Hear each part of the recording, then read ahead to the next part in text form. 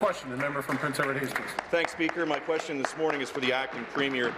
Speaker, the auditor pointed out last week that 9 companies billed electricity customers out of $265 million on their bills. We know that 3 of them are Goreway, Resolute Forest Products, and Ontario Power Generation.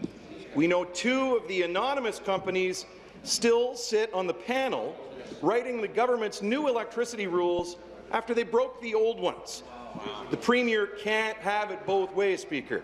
So why is the Premier protecting companies who cheated electricity customers, and will she stop allowing them to write the new rules for the electricity system after breaking the old ones?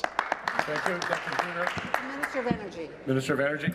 Thank you, Mr. Speaker. Once again, pleased to rise and talk about the market oversight that is put in place by our electricity system operator and the importance role that they play, Mr. Speaker. And again, I think we would all agree that any abuses of our system just cannot happen, Mr. Speaker. And so we are looking at changing the system. We've got market renewal underway, and what we have there, Mr. Speaker, is rebuilding the foundation of our electricity system to allow for more flexibility, but also to ensure that the abuses of this system stop and don't continue, Mr. Speaker. So we have a working group in place right now to make sure that we can find ways to ensure that we can make this system function properly. And it is important to say, Mr. Speaker, that the 2 co-chairs of that working group have resigned as of December 1st, and they both come from the companies that were mentioned by the member from the opposition. Thank you. Supplementary. This is an absolute snow job by the government again, and we need to get to the bottom of this. Even the electricity system operator, the IESO, is tired of covering for the government. The IESO told the Canadian press yesterday that the government is allowed to change the rules and disclose the names of the other 6 companies who cheated electricity customers on their bills. So now we're back to the greatest hits of the Liberals in question period. Who are they protecting?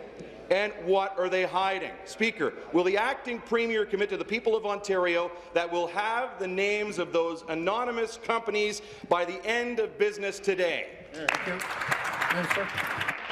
Thank you, Mr. Speaker. Again, the ISO right now is continuing discussions with those companies, working on getting back $32 million of costs that were ineligible, Mr. Speaker. And as OPG come out and said publicly that they were, yes, one of those companies, they actually resolved that quite quickly back in 2015. Through that process, Mr. Speaker, OPG thought they were applying for program costs that they were eligible for.